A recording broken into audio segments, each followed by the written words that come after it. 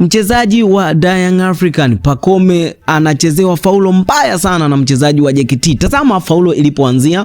Mchezaji wa JKT anaenda kucheza faulo ambayo imezua utata na imehatarisha maisha ya Pacome Zouzoua, na hii ilikuwa ni dakika 45 za kipindi cha kwanza ambapo Young African anaongoza kwa goli 1-0. Sasa hii faulo ikamsababisha Pacome Zouzoua kutolewa nje na kutokuendelea kwa mechi, lakini mwamuzi, cha kustaajabisha ni kwamba mara kwanza kabisa mchezaji alimpa kadi ya njano kutokana na faulo hii aliyoicheza, lakini baada ya kutafakari jinsi faulo ilivyokuwa, referee wa mchezo huo akarudi kwa mchezaji akafuta kadi ya njano then kumpa strict red, yani kadi nyekundu ya 1-1. Ukianza kuangalia faulo aliyocheza mchezaji wa JKT ni faulo ambayo ilikuwa inahatarisha maisha ya Pacome Zouzoua, lakini mpaka saa hizi Pacome Zouzoua ameshaondoka na yupo hospitali kwa ajili ya matibabu. Sasa tunasubiria, je, Pacome Zouzoua hali yake itakuwaje? Lakini ukianza kuangalia aina ya rafu aliyochezea Pacome Zouzoua ni rafu ambayo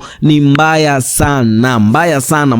Na hisi na wewe mtazamaji unaona jinsi Pacome Zouzoua ambavyo amechezewa, lakini hapo pengine ni Pacome Zouzoua anavotolewa uwanjani, na hivi ndivyo ambavyo Pacome Zouzoua anatolewa uwanjani kwenye viwanja vya Meja Jenerali Isamuhyo. Sasa maoni yamekuwa ni mengi sana kuhusiana na faulo hii aliyocheza mchezaji huyu wa JKT, wengine wakisema kwamba mchezaji wa JKT afungiwe mpira, lakini wengine wakidai kwamba mchezaji wa JKT anastahili adhabu kutoka kwa TFF. Sasa wewe unayetutazama, wewe maoni yako ni yapi? Lakini pia wana Young African wamekuja na maoni tofauti, wengine wakisema Pacome Zouzoua amefanywa vitendo ambavyo sio sahihi, wengine wakimtakia pole Pacome Zouzoua. Sasa daktari bado hajathibitisha, lakini ukianza kutazama kwa aina ya faulo iliyochezwa Pacome Zouzoua mpaka saizi hali yake inaweza ikawa mbaya au inaweza ikawaje. Tunasubiria majibu kutoka kwa madaktari, lakini kabla ya kusubiria majibu,